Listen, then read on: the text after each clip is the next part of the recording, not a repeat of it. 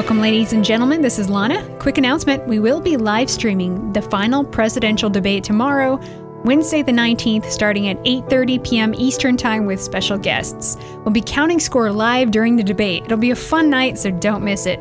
Head over to redice.tv or our Red Ice YouTube channel to watch live. If you downloaded this interview as an audio file, know that it's also available in video format too. This will be an interesting talk, one that incorporates a fantasy novel with Nietzschean parallels, ideas that are very relevant to the alt-right. With me is Seth Cooper, author of The Glorious Path, along with publisher-illustrator Erik Yount. Seth Cooper is a lifelong devotee of fantasy and mythology, having earned a philosophy degree in 2001. He lives by himself in the rural northern neck of Virginia, where he continues to realize the far-reaching series that begins with The Glorious Path, his debut novel. And Erik Yount received an education at the MD Institute College of Art, going on to work in various realms of video production. He became increasingly disgruntled with the shallowness of mainstream storytelling and created Oerstra Works as a platform to reignite sublime ideals. We'll focus on the premise the gods have fled and the dire need for the Ubermensch or the Overman. Seth Cooper and Erik Yount up next. Welcome, Seth Cooper. Thanks for coming to the program. Yeah, no problem. Thank you very much. I don't exaggerate when I say I do take this as a high honor to have been invited onto your show, especially since I'm somebody you've never met before and whose works you're completely unfamiliar with. This will be fun. I'm looking forward to it. And we also have Erik Yount. Thanks for being here. Thanks for having me. So how did you two connect? We first met through some mutual friends. It was about the time that I was graduating high school. And a friend I had known in high school met Seth's younger brother. And we all got together. We were having sort of like treks through the woods and playing D&D. We played some video games now and then, but it was a series of common interests that kept us as a group of friends together. Mostly dealing with, honestly, the central ideology was based around Tolkien's works. So we would often relate things like experiences, say if we're, just walking through the woods, having a campfire, talking about how things that we were doing was something similar to what you might find in, say, the Silmarillion, or so we started envisioning like ideas about worlds, even that far back, which was maybe something like 12 years ago. So that was in Carroll County, which is a rural county in Maryland, and it was preserved from, at least back then, it was a very hilly country, preserved from, say, a large degree of deforestation and such. But yeah, it was a long-running relationship that we've, maintained over the years. So. And then, Seth, of course, you're the author of The Glorious Path here, about 600 pages. It's an epic. It's a doorstopper. It's full of adventure and old world concepts, and we'll get into some of these things. But what inspired you to write this book? I'll say fantasy, but I have a whole thing about that we'll probably get into later. But because when you say fantasy, it sort of denotes a genre that I think has completely degenerated into nonsense. So the more precise thing to say here is my interest in Tolkien, and my interest in Tolkien is largely not simply the fantastical elements of his works, but his Anglo-Saxon expertise and his love of that world, combined with my background in philosophy. That's my, I guess, my academic background, you could say. My degrees are in philosophy and theology, ironically, I guess. So I guess The Glorious Path is the culmination of some guy who has had a deep love of Teutonic literature rolling through his brain, whilst at the same time mulling over many philosophical ideas years worth. It's a philosophical education that's a combination of formal education and autodidacticism on my own part. So I don't know how detailed you want me to get autobiographically here, but... Well, without giving away any spoilers, maybe you can tell us what is the plot of the book, The Glorious Path? The fictional plot. Well, we'll get into some of the real-world themes in it later on. I don't know how much of the backstory I should give on this, but basically the context presented in the opening part of the work is encapsulated in this idea that the gods have fled, which is borrowed from Martin Heidegger, actually, a German philosopher of the 30s, 40s, and 50s, and into the 60s as well. But even that phrase was supposed to be a reworking of Nietzsche's proclamation in Zarathustra that God is dead, and we can talk about that later. But anyway, the main, obviously this is fiction. I mean, The Glorious Path is fiction, but it's a context in which the gods have fled for mysterious reasons, and to explain what those reasons are at this juncture would be to give away some substantial spoilers. But anyway, the idea is that humanity has gone its own way for centuries in the absence of these gods who were the de facto rulers of this world. And in the meantime, the various strains of humanity have just filtered out across the continent, and being shorn of their masters have, by and large, lapsed into decadence and degeneration. And the main character is somebody who just, I guess you could say existentially, is discomfited with that position. Talathastro Maslow, right? Is that how you say it? Right. Now, is he based on anyone specific, or is this supposed to represent an archetype in our modern era? Well, I can't remember. You actually have the ARC version, Lana, and you will be getting the finished version, I assure you, any day now, if you wish.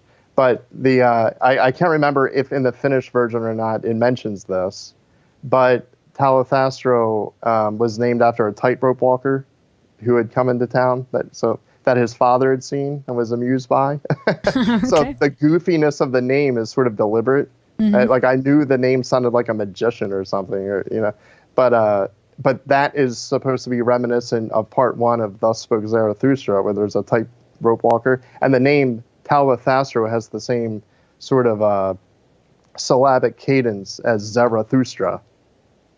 So Talathastro is a Zarathustra-esque character throughout this tale. So that's the provenance of the name itself. So it has an extrinsic explanation in terms of its phonetics, but it also has an internal story explanation, which also ties into Zarathustra because of the tightrope walker. So the Glorious Path is filled with these like triangulated metaphors that you don't need to be aware of, but if you do, they're sort of like these Easter eggs that the light bulb goes off. He's like, oh, I got it. I see what he's up to. Well, this is a theme I've come across a lot too. The gods have fled, and of course Nietzsche's famous statement, the god is dead. I mean, this is a theme that's really been coming back into the alt-right, if you will. People have talked about this, but both of you guys, what does that mean to say the gods have fled? Applying that in modern day, because I think it does apply in your story, and of course it applies in our modern era. So what does that mean to you? It's one thing to say, when Nietzsche declares God is dead in Zarathustra, what he is not simply saying is that the Judeo-Christian God does not exist. He's not making a metaphysical assertion, which is how most people seem to interpret that today. Like, I mean, I even heard Richard Dawkins, presumably you know who he is. I mean, yes. Who doesn't? But when asked what he thinks about Friedrich Nietzsche in front of an audience, Dawkins' response was, "Well, I don't know why Nietzsche just didn't say God doesn't exist. Why did he have to say God is dead? That's an ambiguous statement." Which I was sort of following Dawkins up to that for me, that was a sort of turning point where I started deviating from following Dawkins or thinking he had much to say that spoke to me, or that I had much to derive from what he had to say. But anyway, what Dawkins seems to like, that sort of thinking, that sort of positivistic, that logical positivistic type thinking, doesn't understand that what Nietzsche was doing was providing a sort of super historical commentary on the state of affairs that culture had, especially his European culture. Nietzsche considered himself a European, actually over and above being Prussian. What he was saying was that that belief in God has generally been put to the wayside, that we are no longer living in a Christian, like that Christendom itself is over, that the hold of Christianity over medieval Europe has at last ended, at least among intellectuals or those in power, like Frederick II or somebody like that. And so he saw that as a sign that Europe was entering a new age, a sort of brave new world, if you will, in which the old moral order was no longer to be adhered to. So that's why almost saying all a lot of more Nietzsche's, than just, that's saying a lot more than just God doesn't exist. That's like, that boils down to a point that you might use to like among the intellectuals who were no longer basing their ideas on God being there, that's just like a cursory statement you might say, they might say amongst themselves. But saying God is dead is laying it out as an overall cultural idea, that our culture is no longer based in the idea of and our human identity is no longer based on an idea of gods or like a longing for or practices related to gods. Even though up to that point, that's what virtually all of humanity, like all of human life and history, had been. Now, didn't Nietzsche also have a problem, though, with the Western world's reliance on religion, kind of as a moral compass? Yeah. Right. Go ahead, Seth. Yeah, certainly. I mean, he was. I hope I'm not impressing on you that Nietzsche was necessarily lamenting the fact that God is dead. I mean, one only has to read Antichrist to see that that's not true. Nietzsche's point is that since Christianity finally no longer has the stranglehold on Europe that it had for millennia, we are entering a new era, and it remains to be seen what will come out of that era, because now it's sort of a race to power. Who are going to be the overlords who get to determine what the values shall be for the European races? And so much of his writing is founded on that concern. His ultimate concern was the Superman, or Walter Kaufmann translates it as the Overman, for reasons I sort of agree with, because today the Superman, when you say Superman, what do most people think of? A goofy comic book do-gooder created by two Jews in the 1930s. Yeah. That's not at all what Nietzsche was talking about. What he had in mind was quite antithetical to that comic book character. So props to Kaufman for translating it as Overman. But Yeah. So Nietzsche's basic, well, I'll say basic point, is that in the absence of a God that nobody believes in, and by a God he means for Nietzsche, the critical thing is an all-powerful being, not an all-moral being. The critical thing is that there's an all-powerful being. And in the absence of a conviction in that being, now man is left to his own devices to eke out an existence without any surety of such a power, and now has a sort of existential burden on his own willing to do something about that. And Nietzsche gives a name for that. He calls it the will to power. The will to power is something that pervades, it's sort of like the Force in Star Wars or something. It's, I don't know, scratch that. That's probably stupid. But it is something that goes down even to, like, if you actually read the book entitled The Will to Power, which he himself didn't publish. It was put together by Frau Forster Nietzsche. Yeah, his sister, who compiled his notes and put it under that title of The Will to Power, which was a book he intended to write, but whether it turned out to be the one his sister published is debatable. But, I mean, even in that work, he describes the will to power as something that reaches all the way down to the protoplasmic level and all the way up to the galactic level, and with human beings just a sort of intermediate expression of the will to power.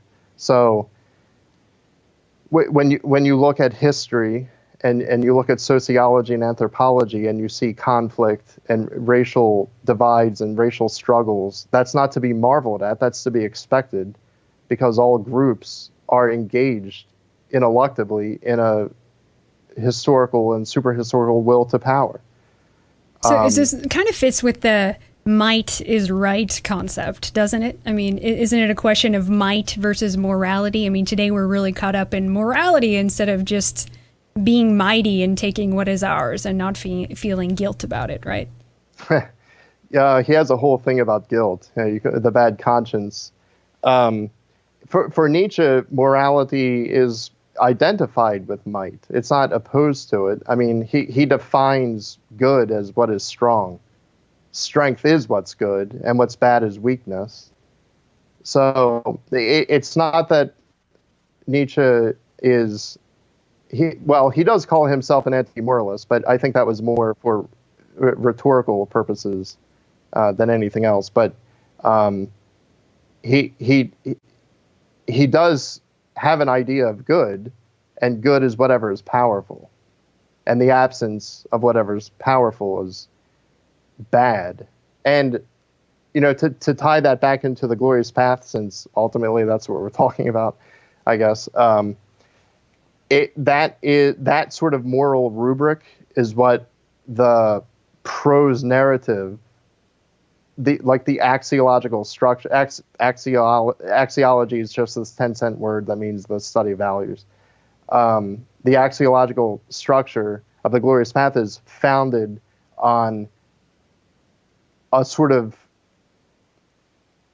political and historical conflict between the slave morality and the master morality. So on the one hand, you have a group of people who represent what you might call the master morality, which is good versus bad, along the lines that I just described as Nietzsche understood that, versus the wider world, which has adopted something that more emphasizes the slave morality, which is good versus evil.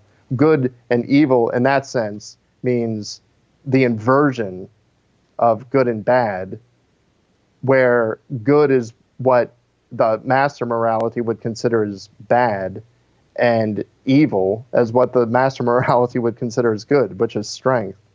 Yeah, it's interesting. Sorry to just add that. It's true when it comes to I could ramble if you want. when it comes to might and morality. It seems like in this day and age, there's a shame for being the strong one, right? Or for favoring the victorious or propping up the best one. Now it's the highest road when you can prop up the weakest. It's like the most virtuous thing in the world, isn't it?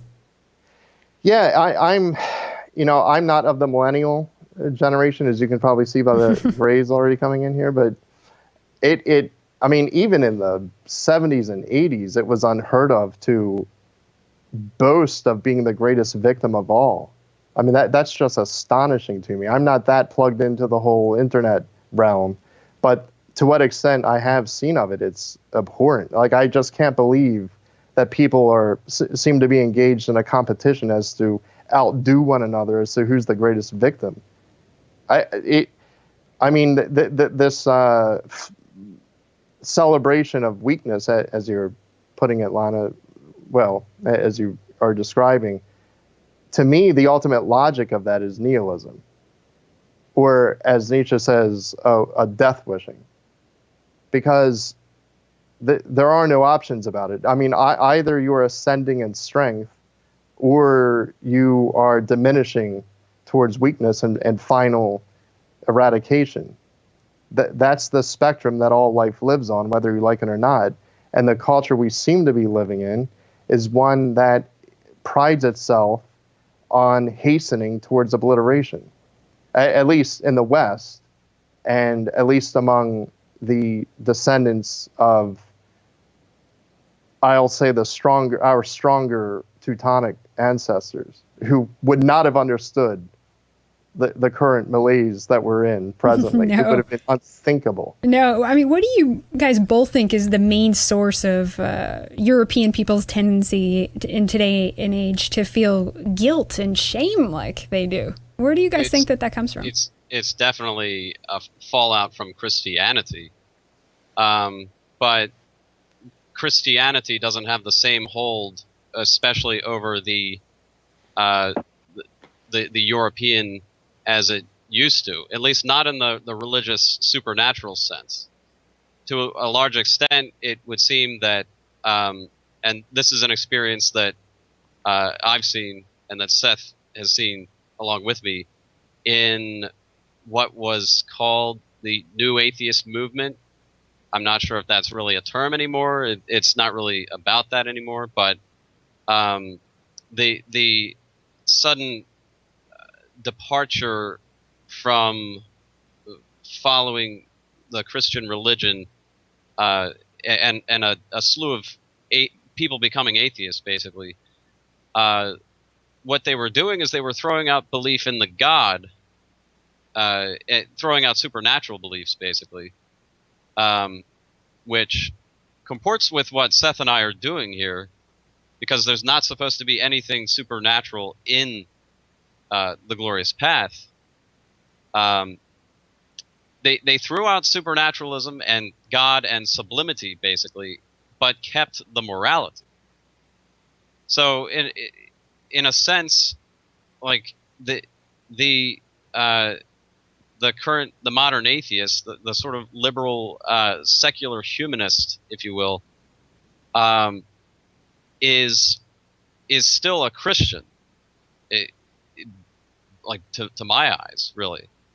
They hold on to that morality and that guilt. It's just that to them, it's not being commanded or spurred by a God.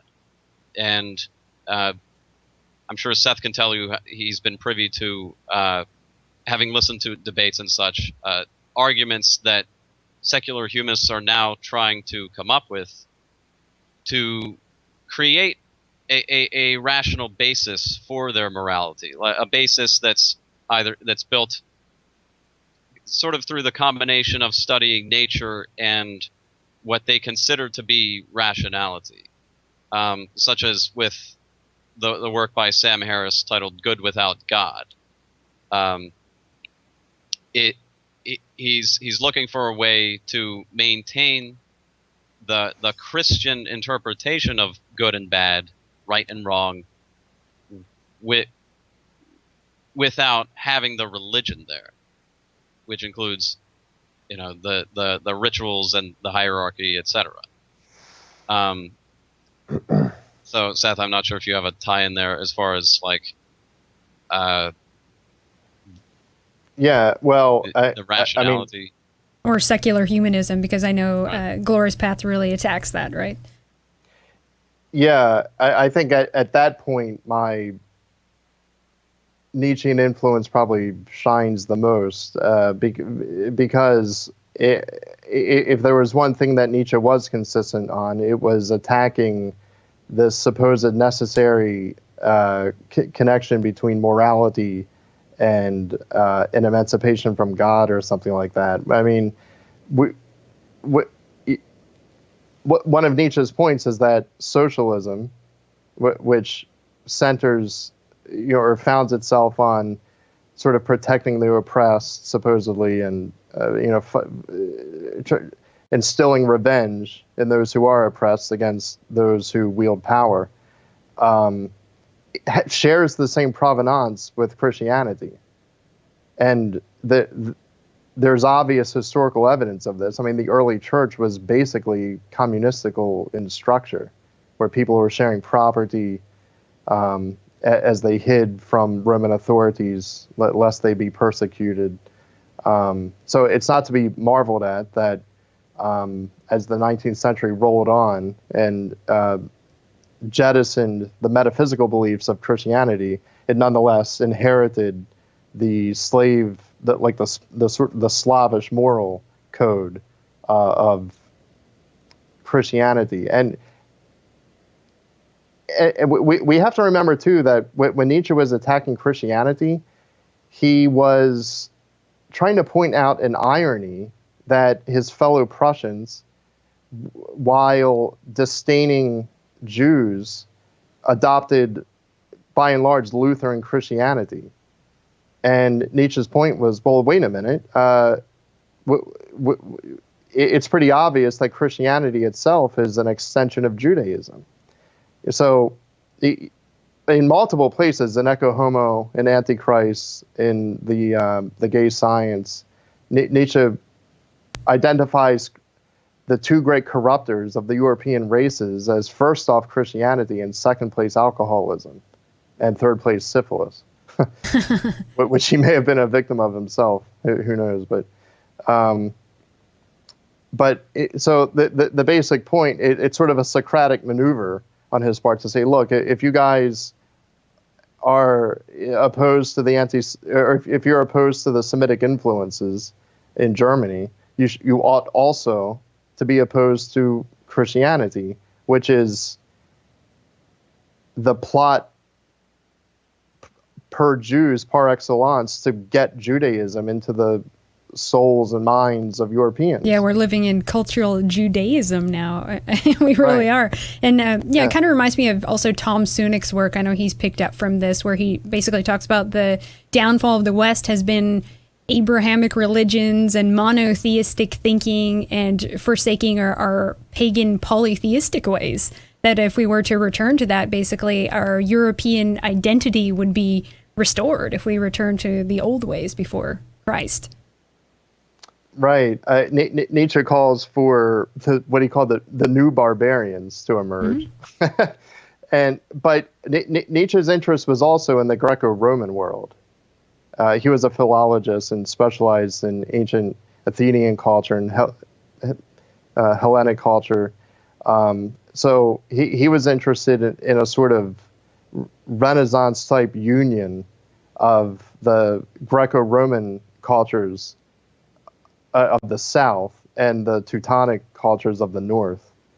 And in The Glorious Path, I try to furnish a narrative, a story, a fictional story that expresses that union. And that's not only that wasn't the simplest thing to do, because we've only but scarcely seen such hints of that ever. I guess sort of partly in the Italian Renaissance, perhaps, but anyway, the Glorious Path is somewhat an experiment in trying to envision, perhaps for the first time, what that may look like. in the peoples of the Morilani. That's the Glorious Path is book 1 of what's meant to be a 5-book series. And it's it's a quasi-ancient world, right? What do you think was better about ancient times in Europe? Obviously, you like it based on what you've written in your book. Yeah. Well, for one thing, there was a clear order of rank. I know this may not sit well with some people, perhaps, but the Glorious Path doesn't exactly celebrate egalitarianism. I mean, it does find merit in an order of rank, a just and fair order of rank, but one that does acknowledge merit and superiority where it exists. See, look, we tend to live in a world, as one only needs to look at the education system to see this, that puts the lowest first at the expense of the more advanced students. The higher, the more intelligent students are held back for the sake of. Yeah, it's all about then it becomes the lowest common denominator, right? Yeah. Well, what does that mean in the long run? I mean, what are we saying our fundamental values are when we do that then? I mean, shouldn't we be celebrating the greatest specimens we have, the highest expressions of merit, and fostering those? Yes. Why is everything subordinated to what happens to be the most oppressed or the lowliest, or and that's why the morality of pity is such a bane on modern society. Pity, to go back to Erik's point that he was talking about the secular humanists, all this is kind of coherent, even if it seems like we're rambling. To be convinced that there isn't scientific evidence for God, and by the way, when most people say God, they mean some sort of Semitic God. When on the street somebody or the internet says that they're an atheist, they probably aren't talking about a disbelief in Odin or Wotan or somebody. Yeah. They generally mean a disbelief in Yahweh or some version of it. I was following that crowd for a while, sort of just out of a philosophical interest. But what has happened is that crowd has liberalized. Tremendous. It's lapsed into a morass of just liberal nihilism to such a disgusting degree. I can barely even watch any internet video or read any book written by any of these guys or anything. I do have a brief anecdote about that if I can share it. Sure. I'm not sure how interesting it is or not, but Erik and I have actually attended both Reason rallies, if you know what they are. No, I don't. They are these like secular, they're like the Woodstocks of these secular liberal atheists. God. Good times. Yeah, the first one was in 2012, and both took place in D.C. And we went there sort of just as purveyors and tourists, if you will, just to see what it was like. At the time, I might add, like, part of the context of that was, at the time, we both grew up Catholic. I was still Catholic, like sort of on the fence about being Catholic at the time. That's when I was questioning the belief, mostly the supernatural beliefs. And so that's what sparked my interest in some of the thinkers who were in this new atheist movement. And I already knew Seth's philosophical background. And so we kind of coalesced around that event and decided to attend the first Reason rally. At that point, I basically had jettisoned any belief in anything supernatural, essentially. So that's sort of the context that we started with. And of course, the 2016 Reason rally is coincided with finishing up the publishing of Seth's book, The Glorious Path. So that's sort of how the reason rally ties into this. But Seth, you can continue with your anecdote. Yeah, well, actually, that's a good point what Eric brought up, because after the experience of the first reason rally, we just saw a bunch of whiners, basically, who were like complaining about how religious people are domineering in society, and I don't know, they had this victim complex that it just turned my stomach. And what that did was raise the question for Eric and me, well, what are we about then? You know, I mean, okay, are we just going to be a crowd of nihilists that say, nothing matters, there's no God, it's so sad, and let's just wait around and die, or something like that? So, or just turn to like libertine hedonism, not be about anything, and make as your base, like your primary value is setting up a culture where everyone just sates all the pleasures that they might, at the drop of a hat, be inclined towards, but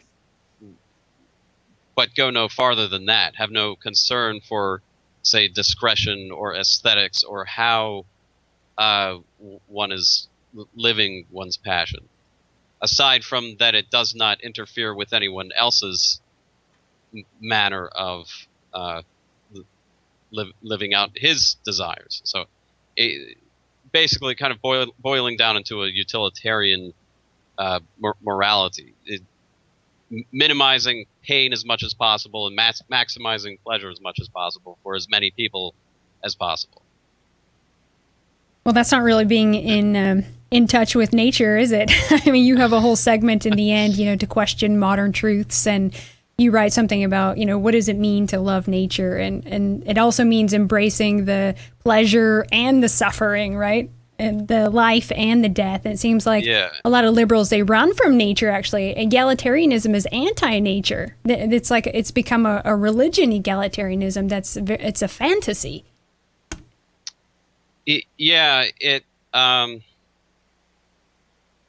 I would say it's there's a lot of attempt in the culture at large, as it's panned out in even the past couple decades, of trying to live against nature, where you're trying so hard to avoid suffering so much that you're building something that's, say, top heavy,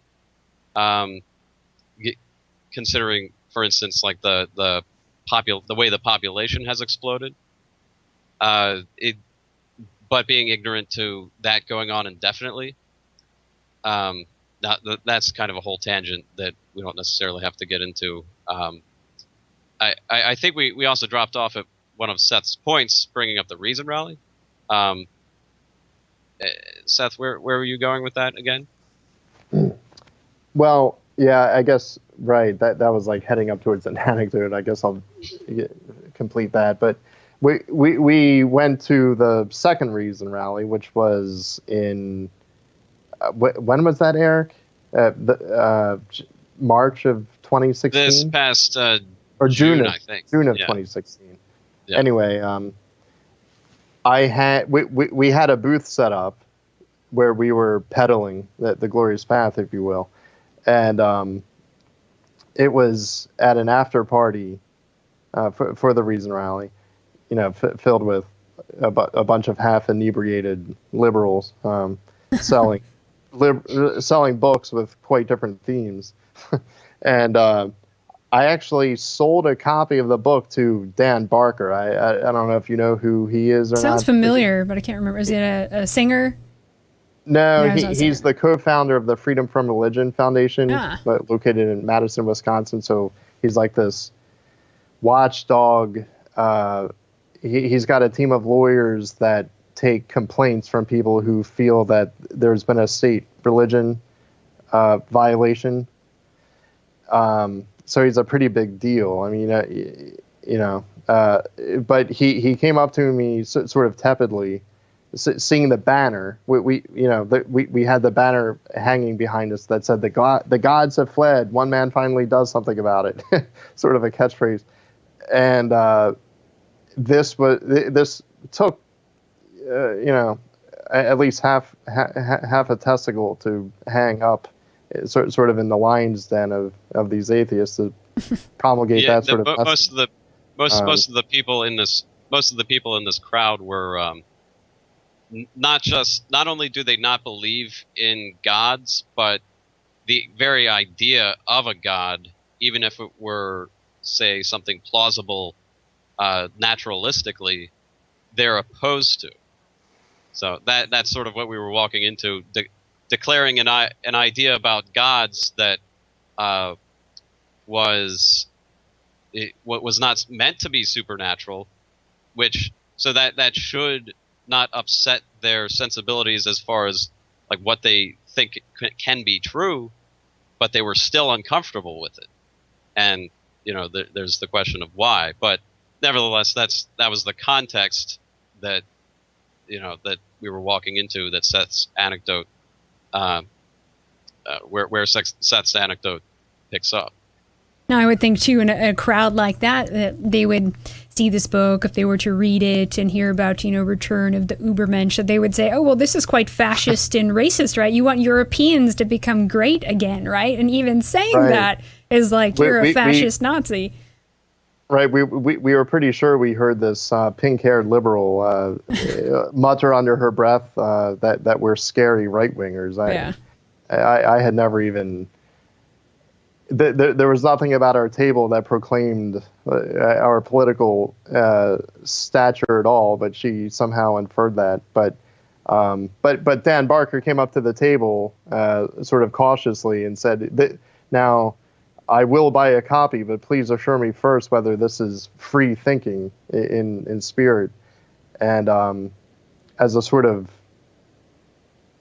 inside joke, I guess, I said, oh, yes, but it's very free thinking, which was an echo of, in the gay science, Nietzsche calls himself, like what he's about is a very free spirit, as opposed to the sort of mediocre free spirits of socialists. But anyway, that I guess nobody he certainly didn't get that joke, but he did buy a copy, and I've been waiting with bated breath to see what sort of response that this book will elicit from him. I guess even bad publicity is good publicity in this context, but the worst thing he can do is ignore it. But I mean, this might be a cheesy question, but how do we set ourselves onto the glorious path or become the Ubermensch? Is that something that you can teach people, or is that something that they need to find on their own? I mean, this is important. Yeah. I think you'll enjoy part 2 of the book, Lana, if you ever do have the time. And I say that unironically. Like, I totally understand how busy you are. I don't even know if I were in your position, whether I would ever have bothered with a guy like me, reading any of his book. But so thank you for that from the outset. But if you do get that far into the book, I at least in a fictional context, try to relate the answer to that very question you ask. Telephastro is sort of haranguing a crowd, if you will. It's the first time he's made a public appearance of that sort. And he is laying forth what, for him, is the path for rebuilding what would become the gods, or the Ubermensch, as you mentioned. And he is met with some resistance and some sort of Socratic questioning. And he deals with that. I guess I'll leave it to readers whether he deals with it satisfactorily or not. But I guess I won't shy away from at least a sort of abstract spoiler, at least just for the sake of maybe priming the pump of attracting interest in the book among those who may attach themselves to what's called the alt-right crowd or not, who aren't remiss to this idea, but it does involve a eugenics theme, which you may have picked up on already in chapter 2. Didn't scare me away. Definitely didn't scare me away. But I deal the whole issue of eugenics isn't a whimsical thing for me. I mean, definitely Nietzsche hints at it. I mean, the last part of The Will to Power, the entire subsection is entitled Breeding and Discipline. And it goes on at length about what that may mean. But, you know, like I said, my background is in philosophy, and earlier in this interview, when you asked me what the Glorious Path is about, one way of answering that question is this philosophical argumentative side of it. And what I had done was, as with Nietzsche, I've always been fascinated with ethical questions, actually. Like what they mean and what sorts of judgments do we employ when we decide, yes, we can go through with this course of action, or no, we must forbid this course of action. Well, you say God says we can't do this. Well, does God say we can't do this because it's inherently bad to do? Or is it inherently bad to do and that's why God says it? So you no matter what, you're faced with ethical, philosophical questions. But anyway, regarding eugenics, what I had done was I looked up, I researched what the best objections to eugenics in the abstract were, and I found them wanting. And so what I did was I created a fictional circumstance, if you will, embedded in an epic narrative mythos that furnishes defeaters for the liberal obfuscations to eugenics. Into this plot, I posit circumstances that defeat these arguments. Like, so what, in other words, what would somebody who opposes eugenics, if they were living in this fictional context, what would their best arguments be now?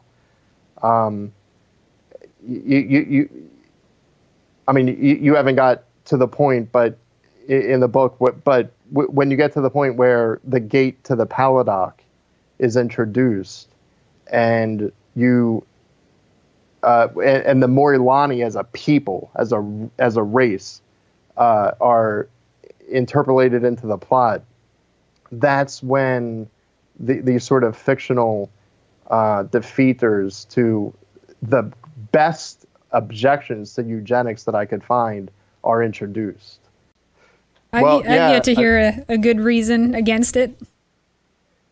It always comes down to pity mongering. Yeah. I mean, that's always the thing. I mean, that's the God of today. If we want to cut to the chase, we can say, well, no, God isn't bad because God is pity. I mean, that's what is the driving criterion for almost all policy making today. Yeah, all of society has to stop for the guy in the wheelchair now. It's the truth. I mean, from a noble perspective, Nietzsche talks about nobility, the noblesse. Our society, like what Marxism has done, is that its highest ideal is to level power and to make everybody. The famous Marxist slogan is to afflict the oppressed and to oppress the afflicted. Well, think about that for a second. That's non-dialogue. It was. I think it was to afflict the comforted and comfort the afflicted. That's what it was. Yeah. Yeah. To afflict the comforted and to comfort the afflicted. Yeah, and to Marxists, the bad guy is the great ones, the ones that have made it, the mighty ones, the beautiful ones, the intelligent ones. They're all about tearing that down.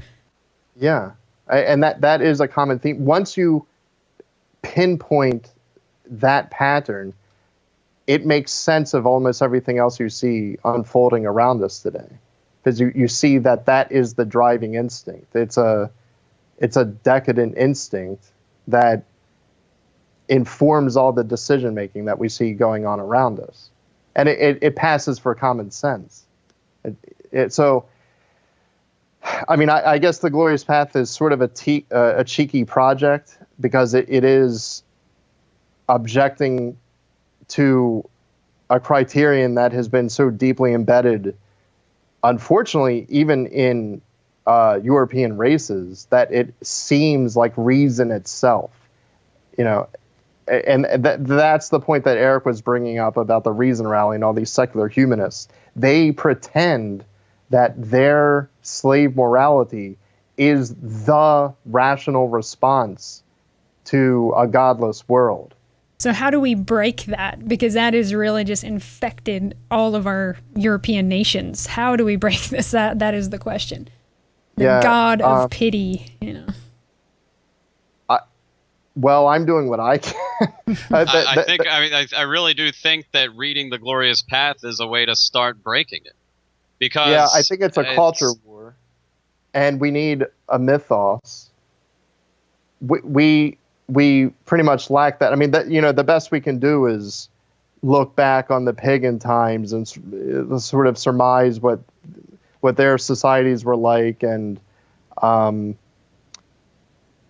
sort of pantomime what those guys were doing. But I think we need, rather than simply going back and trying to recover some former, like trying to reboot the system back 1,400 years or something like that, I think we need to move ahead with things as they are. And I think that it's going to be a culture war in addition to a political war. Like, obviously, the immigration thing, that has to be taken control of by those in power. No. I mean, I'm assuming all of that. What I'm saying is that let's assume that the European nations have got their shit together, as it were, and have recovered some sort of identity for themselves. Now what? Now we need to recover a mythos, but one that needs to incorporate scientific understanding as it has been for, since the scientific revolution. We can't act as if that hasn't happened. So that's been my thinking. That's sort of the modus operandi that went into the Glorious Path. It's a mythology. That's what it means to say that it's a mythology for the modern age. Yeah, you've taken the classic archetype of a hero and you've basically updated it to be appropriate for this era with all the things that we're battling, as opposed to in the ancient world, because they battled different things in that time. Right. Yeah, exactly. I mean, so it is sort of a fable. I mean, I am reluctant to make it an allegory. Like, I don't want to say Naug Faloth stands for any particular nation in today's world, but I wrote it to be, in that sense, vague enough to be applicable to whatever source of degeneration that you see in the world today that is such a bane to Europe's goals. Now, if Nietzsche were alive today and he was seeing this leftist, puritanical kind of morality police that we see now, how do you think he would combat it? What would he do? What would he tell us to do? What advice would he have? I know, it's a difficult one. First off, I think he would be utterly shocked. If he lives past the heart attack that he gets. Yeah, right. When he sees it. Right. He actually, I think it was in Echo Homo, he said he had pretty much thrown his hands up into the air almost in a defeatist manner and said that there's no more hope, except perhaps for Russia, he said. So actually, Lana, that might be flattering for you. Interesting. He said there may be still hope for the Übermensch in Russia. Of course, this was written about 20 years, well, like 25 years before the First Great War. He probably did not, I mean, his works did not take off in his lifetime. So he thought, by and large, his message was going unheard. But by the time of the First World War, every GI German trooper had two books in his pack. One was a copy of the Lutheran Bible, and the other was a copy of Zarathustra, ironically. I don't think he ever would have predicted that. Nor that in the era between the Great Wars, that there was in Europe a relatively widespread yearning for the Overman. I mean, his idea actually took root for a while in the fascist regimes in Spain, Italy, Croatia, Hungary, Germany, obviously. There actually was, it was almost happening. And then the triumph of Sovietism conjoined with the powers of liberal capitalism overthrew that and have squelched the Overman. No one even, I mean, it really did. It just doused those flames. And I guess it may be hubris on my part, but I feel like, if I can leave this earth having reinvigorated that yearning for the Overman, I feel like I would have done something meaningful. So I guess that sort of addresses your question, what we can do about it. Yeah, it seems that society and people, it's a death wish. Because once you destroy the noble or tear down the great, where are we heading, right? Right. It seems like that would be the end. We'd be heading into dark times, into chaos and violence and third world standards. Right, just a malaise of ignominy and no expression of sublimity anywhere in cultural forms. So that, but to answer that question, yeah, what can we do about it? I think starting with literature, starting with language, Seth has treated virtually every idea, practically every idea that you can think of that's prevalent in today's culture, and countered it with an inverse instinct.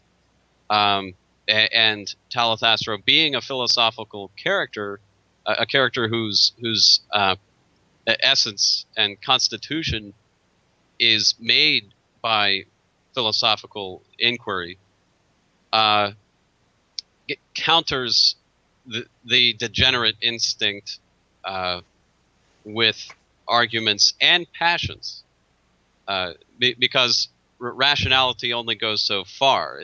Passions come into it as well. You sort of have to be impassioned towards the ideal of the Overman and the sublime world that the bringing forth of the Overman would mean, a Wagnerian Teutonic world, if you will. So yeah, and I'm actually encouraged, because in the alt-right movement, a lot of us are talking like this, about becoming great as possible as you can in your own life, right? That's the goal, to break through all those weaknesses that you have and achieving the best that you can be. I mean, that is, to me, striving for the stars. That is the European way, right? We don't sit around and complain, and we don't act like victims. We find a way to get it done, and we strive to be on the path of the hero, right? Yeah, there is a nuance, though, that I would be remiss not to mention at this point, though, that it is. I mean, I totally feel what you're saying, Alana. I mean, that what you're describing is sort of like the Rocky story, like getting stronger now, Yeah. I mean, wow, I was a Stallone fanatic as a child, so yeah. But I can't tell you how many times I watched all the Rocky movies. I was in boxing myself for years, so. But this is where my political ideas may differ from many those who call themselves of the alt-right. It has to go beyond the individual level, though. Yes. It's not just about improving, from the individual's birth to death, becoming it's not a solo mission. It has to be a people's goal. It has to be. I mean, I'm refraining from using the word collectivist because that sounds socialistic, and I can assure you I don't have a Marxist bone in my body. No, I get it. It has to be a tribal thing, you know? Yeah. We have to be tribally united, like a tribal kind of hive mind to be able to get to the goal here. Yeah, there does have to be some individual sacrifice in order to attain a super historical achievement. And I feel like that's why the label alt-right is a little bit unfortunate in a way, because it's somewhat euphemistic in that it allows people to call themselves that. And we've seen that, and we've seen that happening too. Just random people picking it up now that are libertarians, for instance. So, you know. You took the word right out of my lips here. Right. I mean, I consider these people confused libertarians. Yeah. I don't know why they just don't consider themselves right wing. They're leaving the alt part out of the equation. I mean, my recommendation. Well, I don't know if it is my recommendation for strategic reasons, but logically, if that's the way to put it, I would just cut to the chase and say you're fascist. And using that term is politically incorrect enough to screen out dunderheads like Milo Yiannopoulos, mm-hmm. who are okay with calling themselves alt-right, but he wouldn't at all publicly associate with fascism. No. It would screen out buffoons like that.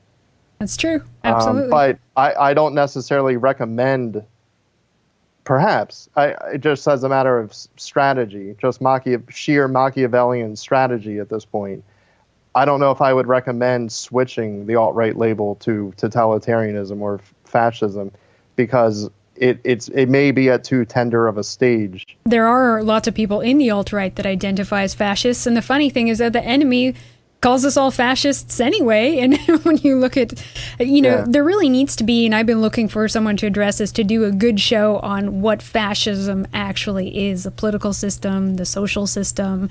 I haven't been able to find anyone on point who can really discuss this, but I mean, fascism obviously is something that scares the globalist elite more than anything on the planet. So therefore, we should really be looking into it. Yeah, I mean, if you have any positive goals for anything other than just leveling power, I mean, that's going to take the form of something that they will call fascism. Look, I mean, I've heard people, to go back to the secular liberal atheist thing again, I've actually heard people say, what are we to do about atheists who have joined the alt-right movement? Because they're scary. Say that's the only objection I've heard, if you want to call it that, to membership in that community of the alt-right. Oh, well, you guys are scary. That's the mantra I hear over and over again. Well, from my point of view, I take pride in being on the scary side. That's hilarious. I mean, what that I'm supposed to be insulted by that? It's not a disproof of anything. It's not a Socratic disproof. You're just expressing your decadent values. And even when you are the majority, you actually have the greater power. You guys ought to be the scary ones, but you're calling this minority group the scary ones? Yeah, they're really There's terrified something to be said for that. Yeah.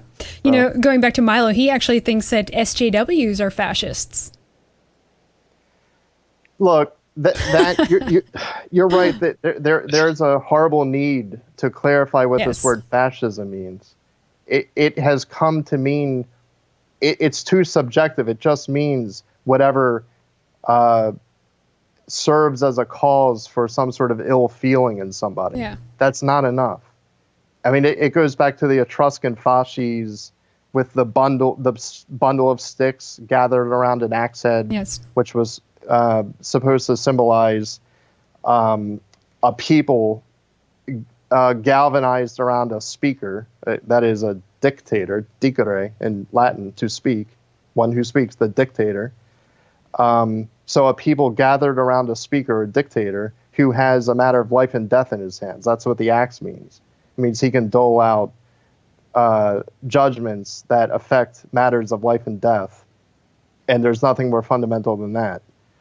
And so it has specific political ramifications that are just missed out on when you have guys like Milo, or Milo, I guess he pronounces his name as just whatever is scary or deplorable in society. That's ridiculous. That has no historical grounding whatsoever. Oh, I agree completely. And fascism, though, I mean, it is a newer political system, and from what I can tell, it seems to have arisen in a dire time when they need to be a fist to combat the enemy, right?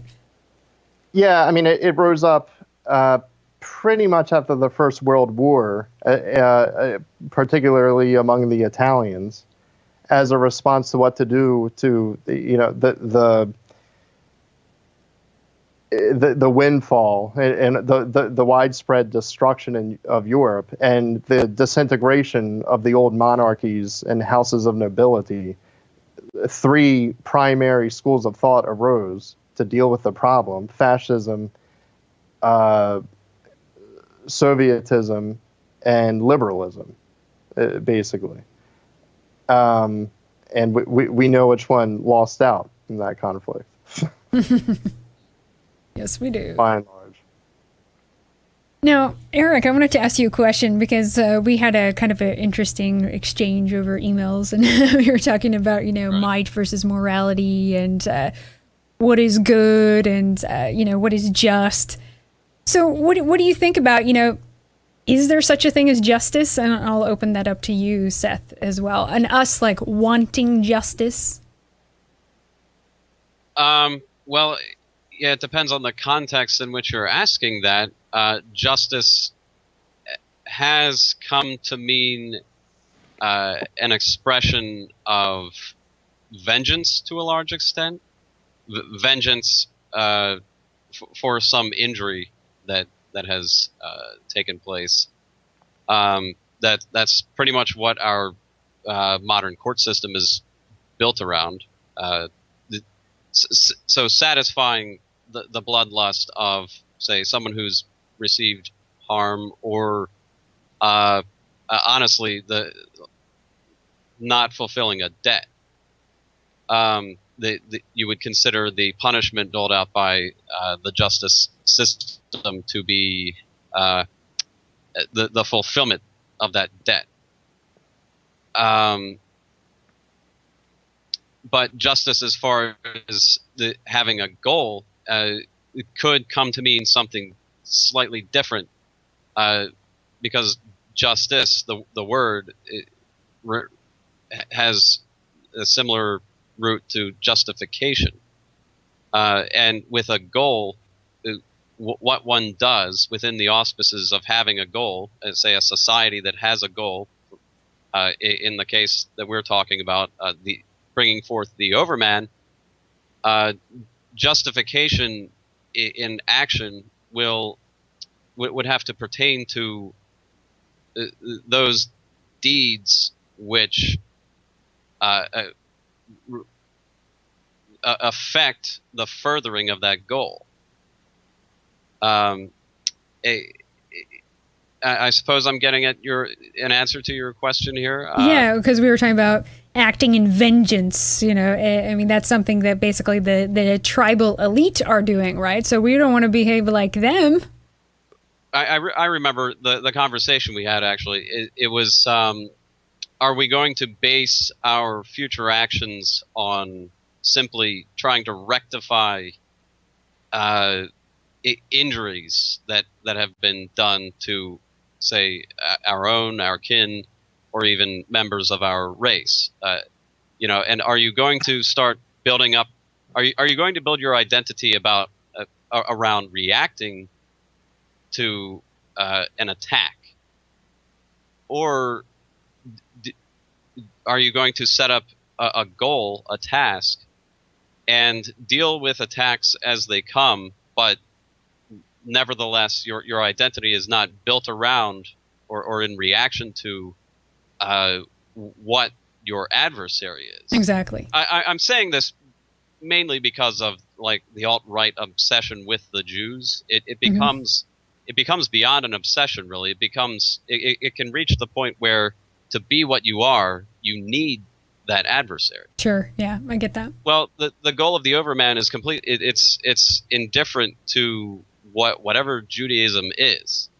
Now, Nietzsche does talk about Christianity and brings up aspects of Judaism because it's the most prevalent cultural inversion of his idea, but there comes a time to just move past that.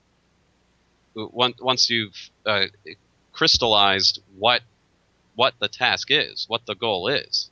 So both of you guys thinking in terms of what we're dealing with, if you do believe that there is a tribal elite actively working against us, what do we do? How do we move forward?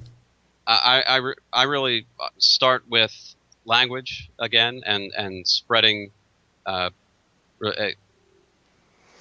bringing people into the instincts that in this case have been expressed in The Glorious Path. They're also expressed in Nietzsche, and really rekindling those instincts for the task of the Overman. It may be a bit harsher of a tone than what you're saying. I mean, I totally agree with you. I mean, we need a culture, and language, as Heidegger points out, is the backbone of that. We need to. Language is in just the most ignominious state it's ever been in, partly because literacy has been attempted to be universalized. But look, we can't avoid war. I mean, the fascistic state is a warring one. Yeah. We can't think of war as something avoidable or something foreign to the nature of existence or something like that. Peace, peace is a good thing, but when it's the side effect of victory. So, and there is no victory without war. Despite what Gandhi may have said, I mean, we do have to wage wars to make this happen. I think ultimately, if we don't graduate into a state of being on the aggressive and not merely defending ourselves, then it will be over for the European races and the whole Teutonic and Greco-Roman legacies. That, as hard as it is to believe, the modern white liberal is the inheritor of. I don't know if it's going to happen or not. The whole warring spirit of the Teutonic and Celtic races seems to have been so bred out of through domesticization that the European races, it seems like a lost cause. But I'm just saying it seems like a necessary condition, at the least, that wars actually will have to be waged to resist the elitism that you're mentioning. I agree. It's not enough to just mount defenses. You actually have to be active, not just reactive. Will that ever happen? I don't know, but Erik's language, he was talking about having a goal, and that ties in with what I was saying during the Great Wars. There was a yearning for the Overman. I think if we could recover that Hellenic and Teutonic love for what's higher and refashion society from the ground up, practically, galvanized around that valuation and then wage wars on its behalf, wars whose stake is the advent of the Overman, then we could be in for a glorious age. But as long as we're simply acting on the defense, I think it'll be just a matter of time before Celtic and Germanic, the remnants of Celtic and Germanic tribes are finally obliterated. Yeah, I think you're right. It's a sad truth. We have to be more on the offense rather than the defensive, and it's going to take some organization. But I do feel that fire rising. It's definitely there. It's starting to come together. Yeah, I don't want to sound all pessimistic here. I wrote The Glorious. It took me 4 years to write this book, and I was writing being a hermit is sort of a theme in that book. Talathaster is described over and once you get to chapter 7, you'll see what I'm talking about. But he basically lives on and in a mountain, a distant mountain, for years by himself. Well, that's you, right? There is a little bit of biography built into this, but actually, I was living for weeks at a time without any human contact in Kentucky and then in Virginia as I wrote this. So I do have a bit of firsthand existential experience of Nietzsche's hermitage. But well, basically, you were isolated. You weren't aware of anything going on politically when you wrote the book. Yeah, right. Yeah, the how this isn't all pessimism that I'm spewing here. Because I wrote this honestly wondering who the hell is going to read this book. It just seems so personal. I thought, let alone God is dead, I thought Nietzsche was dead. I thought everything about the ideas that he was espousing were just completely wiped off the face of the earth, save in Philosophy 101 courses or something. But near the end of its construction, I slowly learned of this phenomenon of, what's been branded as the alt-right so far, at least. And I honestly shocked. I sort of couldn't believe that there were other people out there expressing, at least in their own way and to whatever extent they could, values that to a large extent seem to harmonize with what this book is about. So it's a weird serendipity that I definitely didn't plan for, and I'm not a huckster trying to come in after the fact and cash in on this. No. Well, we welcome you to the family. We need people. We need people of all talents. Yes, we do. A language, exactly. Language is huge. So I wanted to ask you, last question here. We can't call things by their name anymore, right? You can't say what is in front of your face anymore, according to this leftist totalitarianism. You can't notice things anymore, according to this system right now. So how do we tackle censorship? Do you mean we can't because of... Well, society, people ice people out, if they have certain views or call things by their name. I mean, even saying that race exists or gender constructs, exist, right? Well, I mean, save for having Facebook profiles shut down and things like that, it seems like you can do those things. It just means you have to have developed a thicker skin to develop, to withstand the sociological fallback for doing that. I guess it actually could reach the point theoretically where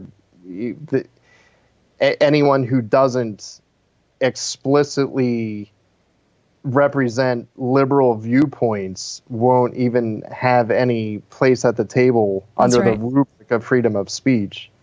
So for now, our friend is freedom of speech, even though that itself is a liberal idea, which liberals try to pull a Socratic maneuver on fascists for saying, well, but wait a minute, you don't believe in freedom of speech, but you're making use of it. To which I say I'll exploit whatever means I can, as long as you're giving it to me. But so for now, that hasn't happened. So as long as you're okay with being called a Nazi or whatever, who cares? Yeah, exactly. Like, Who cares? Just keep, it's a word. Just keep marching on and have a thicker skin about it. We're in the day and age when people care about words. Like, being called a racist makes people's whole world and life crumble. I mean, how weak and pathetic, you know? Yeah, what can they do to you? I mean, race exists, whether these people have a problem with it or not. I don't know. You just let it be water shedding off your skin. Yeah. It just and keep pressing forward. I think that would go along with, the glorious path of being confident and strong and just basically charging forward and just not giving a damn. I mean, we need more of those kinds of people to change the culture of things, to make it socially acceptable to be a certain way again. No? And it has to be uncompromising. You have to have a sort of captain's morality about your ship. You have to be willing to go down with it. Yeah. Any last things you guys want to add before we round up for this time? Well, Eric, do you want to explain how people can get the book? I'm horrible at. Oh yeah, definitely. The salesmanship of this one. Yeah, websites, book, give us all that information. Yeah, we have right now. We have the hardback available on airstraworks.com. We'll share that link with you. I'm sure you'll be able to find it on the Red Ice page as well. But it's airstraworks.com. And right now, if you pick up a copy of the hardback, you'll be able to get the ebook for free as well. Some people like to read the digital copy while they have a hard copy, for their collection. And currently, the paperback is in a pre-order status. So, and we also have a Facebook page for the group for the book, and we're just getting started putting updates on there as well. So, but it's we're directing everyone to our website to actually get a copy. That's right, and I encourage everyone to pick up a copy. It's important that we support each other that are doing good work, whether it's arts or politics or things that they're making. It's very important to support our own, right, guys? Yeah, I can at least be confident in saying it will hopefully be a good read as well. I mean, yes, this isn't all just abstract ideology. I did try to put together a damn good story on top of it all, and I agonized over every letter and every phraseology. Well, thank you guys. Let's definitely do this again sometime, okay? Yeah, will do. Thank you very much once again. Thank you for having us. I always find this kind of conversation inspiring. If you want to become the overman, I think you must surround yourself by others who want that too. Those relationships can be a catalyst and a motivator. The best antidote to our diseased society and culture of pity is to become the greatest and strive to be the strongest you can be in every facet of your life.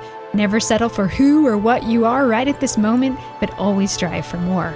Never be a victim but a hero. Never ask permission or seek acceptance. Set new standards and forge a new path. Before I let you go, remember to tune into our live coverage of the final presidential debate tomorrow, Wednesday the 19th, starting at 8:30 p.m. Eastern Time with special guests. We'll be counting score live, literally, during the debate. It'll be a fun night, so don't miss it. Head over to redice.tv or our Red Ice YouTube channel to watch live. Love you all. See you next week.